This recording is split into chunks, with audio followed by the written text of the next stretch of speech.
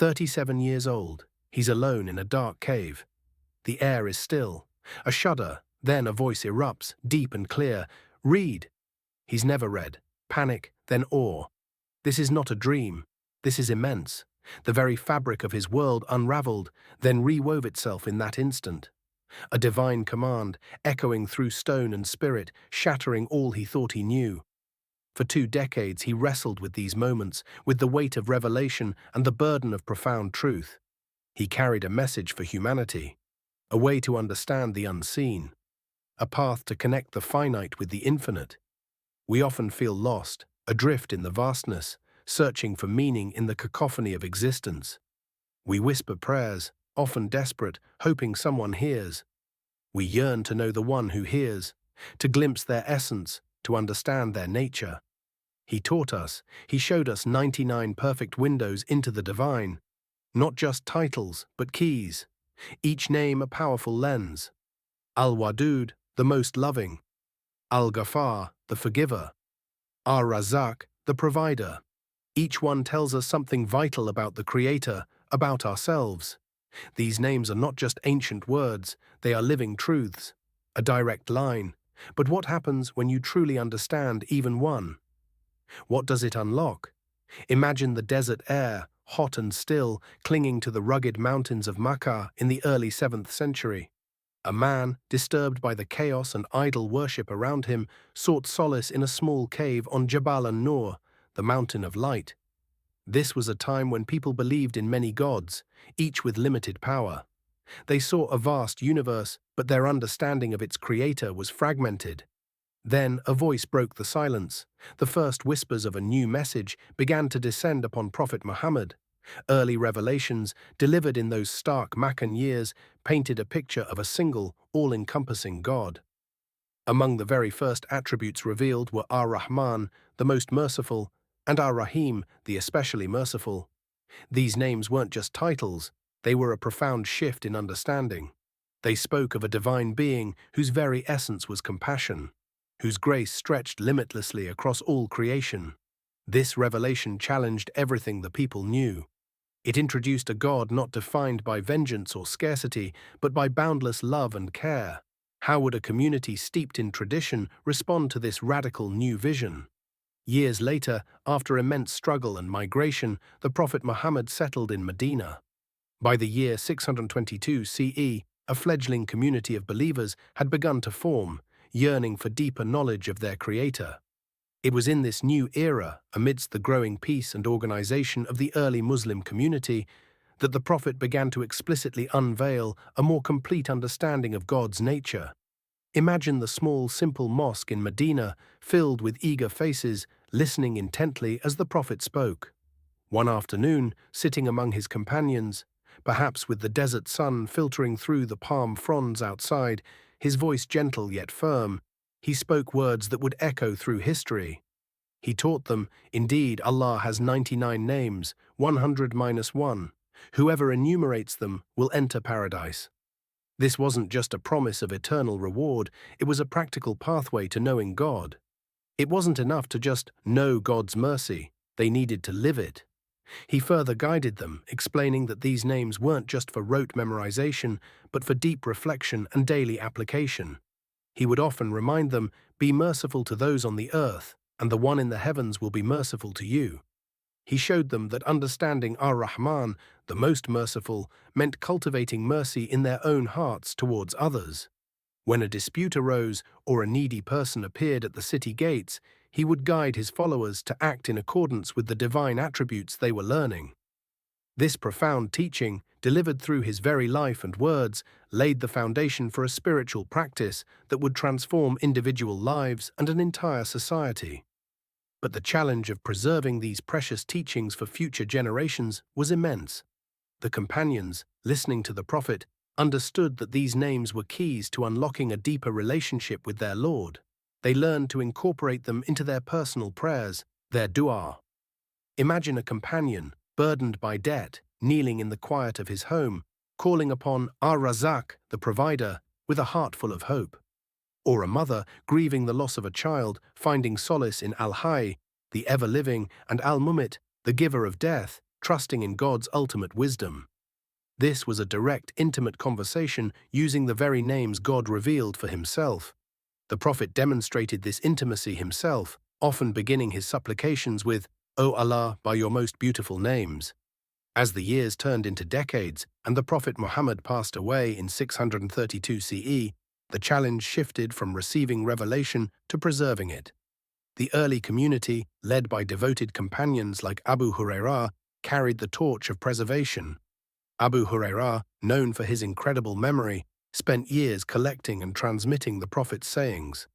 They knew the immense value of these names, not just as abstract concepts, but as a living guide for life. Scholars and reciters meticulously compiled and transmitted lists of these names, often writing them down on parchment scrolls or papyrus sheets. Their mission was clear: to ensure that not a single name, not a single nuance of understanding was lost or distorted for future generations.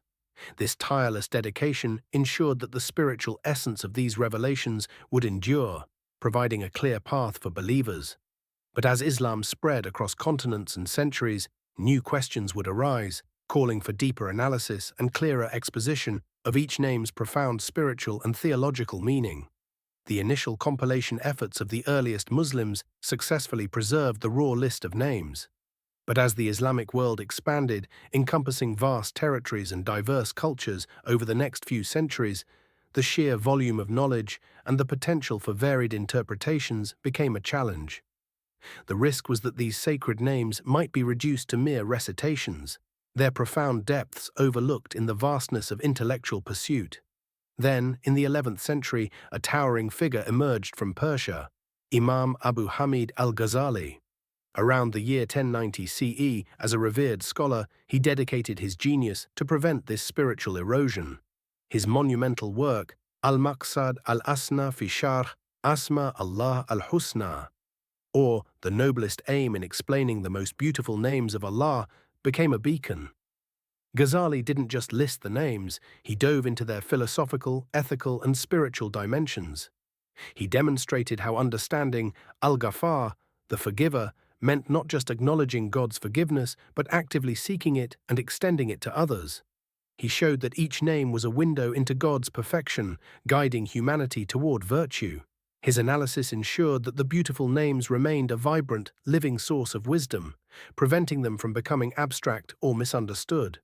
But how would ordinary believers around the world apply these deep insights into their everyday lives and prayers? Centuries passed.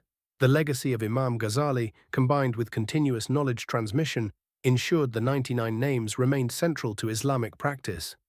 Today, from Cairo to Indonesia, Muslims worldwide learn to invoke Allah by His most appropriate names in their supplications. When facing a difficult decision, they turn to Al-Hakim, the All-Wise, seeking guidance. When feeling weak, they call upon Al-Qawi, the Most Strong. This isn't mere ritual, it's a profound personal dialogue, connecting the finite with the infinite. The year is now the 21st century.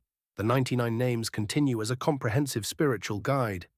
They offer humanity a profound path to knowing Allah and nurturing an intimate relationship with Him. They are a timeless roadmap, guiding believers through every joy and sorrow. They whisper a truth profound and eternal. A direct connection to the Creator is not only possible, but profoundly encouraged, offering peace and purpose in an ever-changing world. So we've journeyed through the beautiful 99 names of Allah. We've seen how each name opens a door to understanding the divine, revealing aspects of God that resonate deeply with the human experience. These aren't just ancient words locked away in history books. They are living truths, vibrant and dynamic, continuing to shape the spiritual lives of billions across the globe every single day. You can hear their echoes in the quiet whisper of a prayer at dawn, feel their presence in the grand artistry of an ancient mosque, and witness their guidance in everyday acts of kindness. These names are woven into the very fabric of Islamic civilization. They are in the way a mother teaches her child about mercy, Ar-Rahman, Ar-Rahim, in the way a leader seeks justice and fairness, Al-Adl, in the way an artist finds inspiration in beauty and creation, Al-Musawwir, Al-Khaliq. They offer comfort in times of sorrow, Al-Jabbar, the restorer, strength in weakness, Al-Qawi, the strong, and clear direction in moments of confusion. Al-Hadi, the guide. They help us make sense of the vastness of the universe and our own small yet significant place within God's grand design. The world has changed beyond recognition since these sacred names were first revealed. Empires have risen and crumbled into dust. Incredible technologies have transformed how we live, communicate, and perceive our reality. Yet, through all this monumental change, the core essence of these divine attributes has remained untouched and unblemished. They stand as a constant beacon of light and truth in an ever-shifting world. This enduring power is a testament to their universal appeal and profound spiritual depth, offering a timeless framework for understanding existence and our place within it. They invite us not just to learn, but to embody these virtues, transforming our inner landscape and the world around us. This profound wisdom is not confined to the past, but offers powerful guidance for navigating the complexities of modern life, empowering us to build a more compassionate and just future. If you found value in exploring this timeless wisdom, please consider giving this video a like. Do you have any questions about the 99 names or their meaning?